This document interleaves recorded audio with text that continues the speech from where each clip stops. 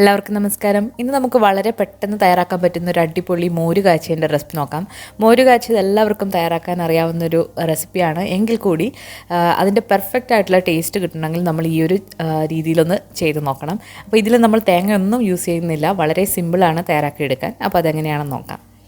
അപ്പോൾ ഇവിടെ നമ്മൾ എടുത്തിരിക്കുന്നത് 1.5 കപ്പ് നല്ല കട്ടിയോട് കൂടിയിട്ടുള്ള തൈരാണ്. അപ്പോൾ ഇത് പാക്കറ്റിൽ വാങ്ങിക്കുന്ന ഫുൾ ഫാറ്റിൻ്റെ തൈരാണ് ഞാൻ എടുത്തിട്ടുള്ളത്. അപ്പോൾ നമ്മൾ തൈരിൽ കട്ടകളുണ്ടെങ്കിൽ അത് മിക്സിയിലിട്ട് ചെറുതായിട്ടൊന്ന് അടിച്ചെടുക്കുക. അപ്പോൾ നല്ല കുറുകിയിട്ടുള്ള തൈരാണത്. ഇനി ഇതിലേക്ക് കുറച്ച് വെള്ളം കൂടി ഒഴിച്ചിട്ട് നമ്മളിതൊന്ന് അലിയിച്ചെടുക്കണം. അപ്പോൾ നമ്മളിവിടെ 1.5 കപ്പ് തൈരിന് ഞാനിവിടെ 1.5 കപ്പ് മുതൽ 2 കപ്പ് വരെ വെള്ളം എടുക്കുന്നുണ്ട്. അപ്പോൾ നമ്മൾ വെള്ളം ചേർക്കുമ്പോൾ സൂക്ഷിക്കേണ്ട കാര്യം എന്ന് പറഞ്ഞാൽ ഒരുപാട് ഇതങ്ങ് ലൂസായി പോരുത്, അതുപോലെ തന്നെ ഒരുപാട് കട്ടിയാകരുത്. അപ്പോൾ ഇതിൻ്റെ ഇടയ്ക്ക് നിൽക്കുന്ന ഒരു പരുവത്തിൽ വേണം ഇത് നമ്മൾ വെള്ളം ഒഴിച്ചിട്ട് ഡൈല്യൂട്ട് ചെയ്തെടുക്കാൻ. ഇപ്പോൾ ഈ ഒരു പരുവത്തിൽ നമ്മൾ വെള്ളം ഒഴിച്ച് റെഡിയാക്കി എടുത്തിട്ടുണ്ട്. ഇനി ഇതിലേക്ക് നമ്മൾ ആവശ്യത്തിനുള്ള ഉപ്പ് ചേർത്ത് കൊടുക്കുക. ഉപ്പ് ഒരുപാട് കൂടി പോകരുത്. അപ്പോൾ ഉപ്പ് കൂടി ചേർത്തിട്ട് നന്നായിട്ടൊന്ന് മിക്സ് ചെയ്ത് മാറ്റി വെക്കുക. ഇനി ഇതിലേക്ക് നമുക്ക് താളിക്കാൻ വേണ്ടിയിട്ടുള്ള എന്തൊക്കെയാണെന്ന് നോക്കാം. ഞാനിവിടെ ഒരു ഇഞ്ചി 1 ടേബിൾ സ്പൂൺ നീളത്തിലരിഞ്ഞത്, വെളുത്തുള്ളി 5-6 എണ്ണം നീളത്തിലരിഞ്ഞത്, 3 പച്ചമുളക് കീറിയത്, ഇത്ര എടുത്തിട്ടുണ്ട്. അപ്പോൾ നമ്മൾ ഇതിന് കൂടെ തന്നെ ചെറിയ ഉള്ളി വേണമെങ്കിൽ നിങ്ങൾക്ക് ചേർത്ത് കൊടുക്കാം. പക്ഷേ ഈ ഒരു മോര് കുറച്ച് ദിവസം നിങ്ങൾക്ക് വെക്കണം എന്നുണ്ടെങ്കിൽ ചെറിയ ഉള്ളി ചേർത്ത് കൊടുക്കേണ്ട. അല്ലാന്നുള്ളവർ ചെറിയ ഉള്ളിയും ഒരു പിടി വട്ടത്തിലരിഞ്ഞിട്ട് ചേർത്ത് കൊടുക്കാം. അപ്പോൾ ഈ ഇഞ്ചി വെളുത്തുള്ളി നിങ്ങൾക്ക് ചതച്ചിട്ടും ചേർക്കാം, അരിഞ്ഞിട്ടും ചേർക്കാം, അത് നിങ്ങളുടെ ഇഷ്ടമാണ്. ഞാനിവിടെ വളരെ തിന്നായിട്ടാണ് അരിഞ്ഞെടുത്തിട്ടുള്ളത്. അപ്പോൾ ഇതും നിങ്ങളുടെ ഇഷ്ടത്തിനനുസരിച്ചിട്ട് കൂട്ടുകയോ കുറയ്ക്കുകയോ ചെയ്യാവുന്നതാണ്. ഇനി ഒരു പാത്രം ചൂടായി വന്നിട്ടുണ്ട്. അതിലേക്ക് നമുക്ക് 2.5 ടേബിൾ സ്പൂൺ വെളിച്ചെണ്ണ ഒഴിച്ചു കൊടുക്കാം. മോര് തയ്യാറാക്കുന്നത് വെളിച്ചെണ്ണയിലാണ്. വെളിച്ചെണ്ണയിൽ തയ്യാറാക്കുമ്പോഴാണ് അതിന് നല്ല ടേസ്റ്റ് കിട്ടുക. അപ്പോൾ 2.5 ടേബിൾ സ്പൂൺ വെളിച്ചെണ്ണയാണ് ഞാൻ ഒഴിച്ചു കൊടുക്കുന്നത്. ഇത് നിങ്ങൾക്ക് കൂട്ടുകയോ കുറയ്ക്കുകയോ ചെയ്യാവുന്നതാണ്. വെളിച്ചെണ്ണ നന്നായിട്ടൊന്ന് ചൂടായി വരുമ്പോഴത്തേക്കും നമ്മളിതിലേക്കൊരു 1/2 ടീസ്പൂൺ കടുക് ഇട്ടൊന്ന് പൊട്ടിച്ചു കൊടുക്കാം. ചൂടായതിന് ശേഷം മാത്രം കടുക് ഇട്ട് കൊടുക്കുക. അപ്പോൾ കടുകൊന്ന് പൊട്ടി വന്നു കഴിഞ്ഞാൽ നമ്മളിതിലേക്ക് ചേർത്ത് കൊടുക്കുന്നത് ജീരകമാണ്.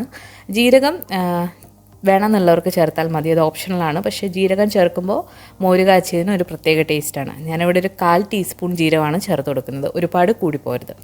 ഇനി നമ്മളിതിലേക്ക് മുഴുവനുള്ള ഉലുവ ചേർത്ത് കൊടുക്കുന്നുണ്ട്. അതൊരു 8-10 ഉലുവ ചേർത്ത് കൊടുക്കുക.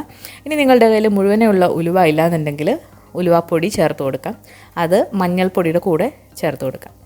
ഇനി നമ്മളിതിലേക്ക് 3 പച്ചമുളക് കീറിയതിട്ടിട്ട് നന്നായിട്ടൊന്ന് അതിൻ്റെ പച്ചമണം മാറ്റിയെടുക്കണം. അപ്പോൾ പച്ചമുളക് ആദ്യം ഇട്ട് കൊടുക്കുന്നതെന്ന് വെച്ചാൽ അതിൻ്റെ പച്ചമണം നന്നായിട്ടൊന്ന് മാറിക്കിട്ടാൻ വേണ്ടിയിട്ടാണ്. പച്ചമണം നന്നായിട്ട് മാറി വന്നു കഴിഞ്ഞാൽ ഇതിലേക്ക് കറിവേപ്പില ഇട്ട് കൊടുക്കാം. നല്ല ഫ്രഷ് ആയിട്ടുള്ള കറിവേപ്പില ഇട്ട് കൊടുക്കാം. പച്ചമുളക് അവസാനം ചേർക്കുകയാണെങ്കിൽ അതിൻ്റെ ഒരു പച്ച മണം കാണും. അപ്പോൾ അത് ഒഴിവാക്കാൻ വേണ്ടിയിട്ടാണ് നമ്മൾ ആദ്യം തന്നെ പച്ചമുളക് ഇട്ട് കൊടുക്കുന്നത്. അപ്പോൾ കറിവേപ്പിലയും കൂടെ ഇട്ടിട്ട് നന്നായിട്ടൊന്ന് വഴറ്റിയെടുക്കുക. ഈ ഒരു സമയത്ത് നമുക്ക് ഇതിലേക്ക് അരിഞ്ഞു വെച്ചിരിക്കുന്ന ഇഞ്ചി വെളുത്തുള്ളി ഇട്ട് കൊടുക്കാം. വെളുത്തുള്ളിയാണ് നമ്മളിതിൽ കൂടുതൽ ചേർക്കേണ്ടത്, ഇഞ്ചി അതിനെക്കാട്ടിലും കുറച്ച് കുറവാണ്. ഇഞ്ചി ചേർക്കാതെ നിങ്ങൾക്ക് ഈ ഒരു മോര് കറി തയ്യാറാക്കാം, പക്ഷേ ഇഞ്ചി ചേർക്കുമ്പോഴാണ് അതിൻ്റെ ഒരു നല്ലൊരു ടേസ്റ്റ് കിട്ടുക. ഇനി നമ്മളിതിലേക്ക് 2 വറ്റൽ മുളക് കൂടി ചേർക്കുന്നുണ്ട്. അപ്പോൾ ഇതെല്ലാം കൂടി ചേർത്തിട്ട് നമുക്കിത് നന്നായിട്ടൊന്ന് വഴറ്റിയെടുക്കാം. വറ്റൽ മുളക് നന്നായിട്ട് കഴുകിയതിന് ശേഷം മാത്രം ഇതിലേക്ക് ഇട്ട് കൊടുക്കുക. രണ്ടായിട്ടൊന്ന് മുറിച്ചിട്ട് കൊടുക്കുന്നുണ്ട്. അപ്പോൾ ഇത് നന്നായിട്ടൊന്ന് വഴറ്റിയെടുക്കുക. അപ്പോൾ തീ ഒരു മീഡിയം ഫ്ലെയിമിലിട്ടിട്ട് വേണം ഇത് ചെയ്തെടുക്കാൻ, അല്ലാന്നുണ്ടെങ്കിൽ ഇത് പെട്ടെന്ന് തന്നെ കരിഞ്ഞു പോകും. അപ്പോൾ ഇത് നന്നായിട്ടൊന്ന് വഴറ്റിയെടുക്കുക. ഇപ്പോൾ നമ്മുടെ ഇഞ്ചി വെളുത്തുള്ളി പച്ചമുളക് എല്ലാം നന്നായിട്ടൊന്ന് വഴണ്ട് വന്നിട്ടുണ്ട്. ഒരുപാട് അങ്ങ് ബ്രൗൺ നിറമാകുന്നത് വരെ വേണ്ട, ഒരു മീഡിയം ബ്രൗൺ ആയാൽ മതി. അപ്പോൾ ഇനി നമുക്ക് തീ ഒന്ന് കുറച്ച് വെച്ചതിന് ശേഷം ഇതിലേക്ക് പൊടികൾ ഇട്ട് കൊടുക്കാം. അപ്പോൾ മഞ്ഞൾപ്പൊടിയാണ് ഇതിൻ്റെ മെയിനായിട്ടുള്ള ഇൻഗ്രീഡിയൻറ്റ്. അപ്പോൾ 1/2 ടീസ്പൂൺ മഞ്ഞൾപ്പൊടിയാണ് ഞാനിവിടെ ചേർത്ത് കൊടുക്കുന്നത്. അപ്പോൾ മോര് കറിക്ക് നല്ലൊരു കളർ കിട്ടണമെങ്കിൽ 1/2 ടീസ്പൂൺ തന്നെ ചേർത്ത് കൊടുക്കണം. ഇനി ഇതിലേക്ക് ഒരു കളറിനും അതുപോലെ എരിവിനും വേണ്ടിയിട്ട് ഞാനിവിടെ ഒരു 1/4 ടീസ്പൂൺ മുളക് പൊടി ചേർക്കുന്നുണ്ട്. മുളക് പൊടി തികച്ചും ഓപ്ഷണലാണ്, നിങ്ങൾക്ക് ഇഷ്ടമുണ്ടെങ്കിൽ മാത്രം ചേർത്ത് കൊടുത്താൽ മതി.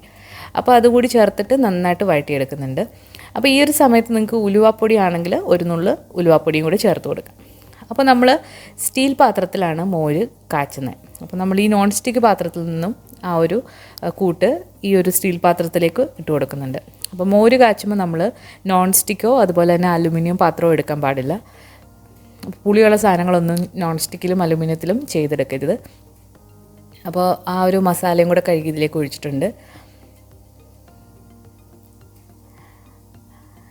ഇനി നമുക്ക് ഇതിലേക്ക് ആവശ്യത്തിനുള്ള ഉപ്പ് കൂടി ചേർത്തിട്ട് നന്നായിട്ടൊന്ന് ഇളക്കിയെടുക്കാം. ഈ മോര് ഇനി തിളപ്പിക്കാനായിട്ട് പാടില്ല. ചെറുതായിട്ടൊന്ന് ചൂടായി വരുമ്പോഴത്തേക്ക് നമുക്ക് തീ ഓഫ് ചെയ്യണം. അപ്പോൾ ഒന്ന് നന്നായിട്ടൊന്ന് ഇളക്കി കൊടുക്കുക മീഡിയം ഫ്ലെയിമിലിട്ട്. ഇളക്കി കൊടുക്കുമ്പോൾ നിങ്ങൾ ചൂട് ശ്രദ്ധിച്ച് നോക്കുക.